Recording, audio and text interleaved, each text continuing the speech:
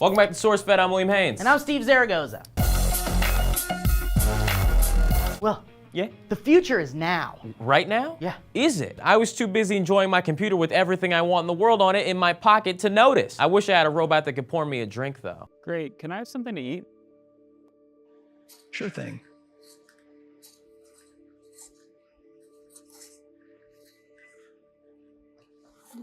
Great. Can you explain why you did what you just did while you pick up this trash? On it. So I gave you the apple because it's the only edible item I could provide you with from the table.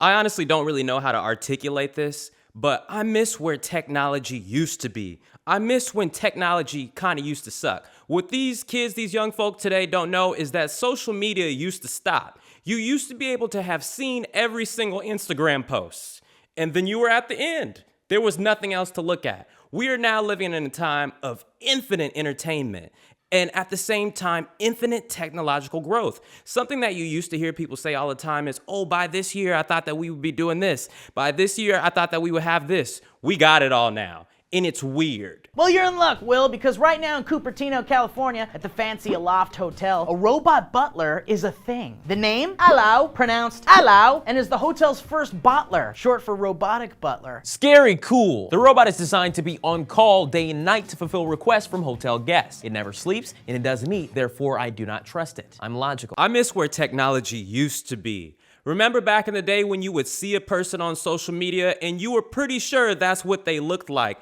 Now you know that that's probably not even what they look like. I missed back in the day when technology wasn't that great. I remember the thought of robots being close to having sentience felt decades, if not a century away. Now it feels like they already have and they're just not telling us.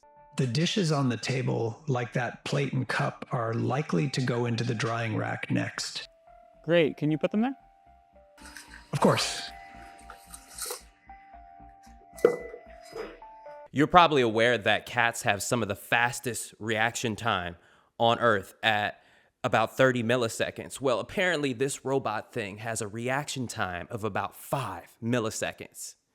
You probably noticed that when the robot guy thing is talking, he has a bit of a stutter to the way he talks. He's like saying, he's speaking in such a manner that it makes it seem as if he's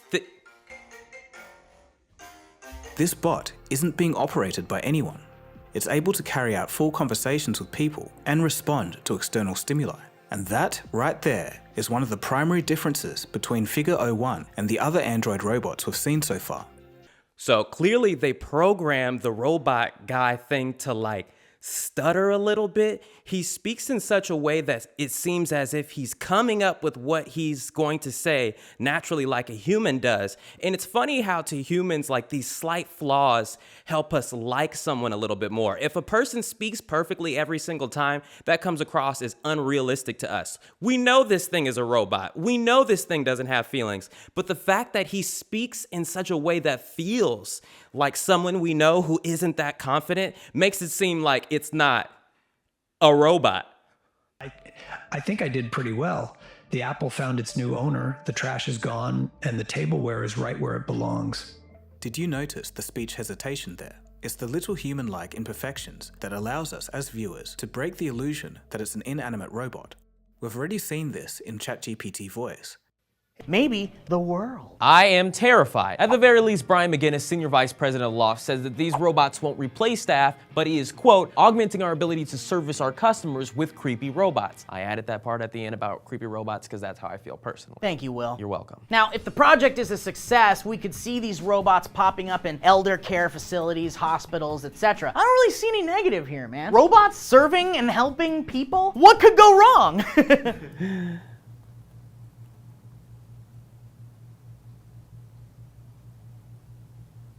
So I don't think Trisha knew how right she was about this. Guys, welcome back to SourceFed. I'm Trisha Hirschberger. And I'm Joe Beretta. And robots are legitimately taking over. Research shows that by 2040, our jobs will be taken over completely by robots. Those of us still working will be working over 50 hours per week, and we'll be having less sex. Like we were saying, oh, by 2045, by 2050, the robots will be able to replace us. It's 2024, and it's looking like sooner than that. ambidextrous from using so many devices. We'll know more languages because we'll have to work across countries online and perhaps even have security chips implanted in our fingers. If these things become fully functional, if these things are easy to mass produce, you know McDonald's is firing everybody. It's going to start off with just one McDonald's location that is fully run by robots and one manager. Then it's going to be one in every state. And then you know there aren't the same laws globally, internationally on having robots that we probably will in the upcoming years. So all these trillion-dollar companies are going to keep printing even more money everywhere they want. It's going to be wild. With robots for jobs to such a degree that they will seek out bionic implants to increase brain power and strength. And all you have to pay for these implants, besides a lot of money, is side effects like poor eyesight, smaller sexual organs, and we'll be so busy we will only have sex like 2 times per month. The average is 5, FYI. Yeah, there's also a guy playing chess with his brain implant. Of the company's first ever human brain implant patient. The video shows 29-year-old quadriplegic Nolan Arbaugh moving a cursor to play chess on a computer. The company is developing brain control interface aimed to help patients with severe paralysis control external technologies by only using neural signals. Clearly, the Tesla robot people don't take their robot technology as seriously as these other companies, especially when Elon came out after and saying that their robot could not really perform the tasks that it was showing autonomously, so someone was controlling it. Unlike the new OpenAI robot, where they say this was real, they said nobody was controlling it, this thing is really coming for your job. Reese Maddox, director of Expat Jobs, said, but that is not to say work will simply go away. There will always be entrepreneurial thinking that sees a use of real human interaction in jobs that require ideas, complex problem solving, and the caring touch can't be partly or wholly replaced by machines. Thank God. Careers they suggest for today's kids to study? Obviously, internet and tech stuff, software, and surgeons, because someone's got to implant that stuff. And also, Unlike humans, robots don't need to take a break. They don't need to sleep, go on holidays, strike, and they don't complain. So as soon as these robots are feasible and cheap enough, companies will be chomping at the bit to install them. There are a lot of news clips that talk about, the coming for the jobs, but like, what is this thing programmed to do other than that? I mean, look, you cannot fight technological progress. Everybody who has ever tried to fight technological progress lost. But my thing is I would prefer AI to be used to do manual labor than it is to do art. Like, seriously? Like, all the AI is taking all the fun jobs away that made life worth living? Like, why aren't these things cleaning up the ocean? So yeah, this is clearly being developed to take away jobs from people. At risk are legal, architecture and engineering, business and financial operations, management, sales, healthcare, art and design. So what do you guys think? Do you think that robots should be able to do whatever they want and they awesome? I mean, they kind of are at the same time. As a person who's a huge Star Trek fan, one of the best episodes of Star Trek, early Star Trek, TNG, was Measure of a Man, when Starfleet was like, this android Data, like, he may have enlisted to Starfleet through his own will, but Starfleet was like, we own him now. They were like, we're going to mass produce Data. We're going to have a Data on every single starship in the galaxy. And Data was like, if you take me apart, you're not going to know how to put me back together, and I most likely will die. And it's such a great episode. But at the time, watching this, it's like, oh, Data is a person. I love Data. You can't take Data apart. You can't take Data's child away from him. Now looking at it, I'm like, damn. Data is an android. And a lot of people don't know the difference between an android and a robot. If it has human characteristics, it is an android. If it's supposed to look like a human, that's an android. A cyborg is a human who has like a robot arm or a robot leg. If you're half human, half technology, you're a cyborg. Yeah, Dragon Ball Z really messed it up for everybody. Ethical. We shouldn't create artificial intelligence. Well, let's not talk about. Well, look, that's something we can't let them think for themselves. But what I was gonna say, you need to program them to be like C-3PO and R2.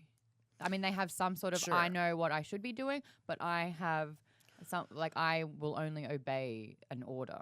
Instead of I will. They're not thinking about the big picture questions. So, but here was what that comment was referring to. In the video, we were talking about how this woman and a committee of people believe that sex robots should not be created at all. And they believe that the technology, the sex toy companies should be focusing their technological advancements elsewhere. And what? Well, I know, Vibrators? right? It's like Yeah. vibrator technology has advanced light years. Are you saying that we have hit a vibrator plateau? Well, there is nowhere else to go with the potentially, vibrator. Potentially, yes. But I'm not against sex robots. I think it could be very healthy. I'm not against them, but I am scared that they're going to rip our insides open.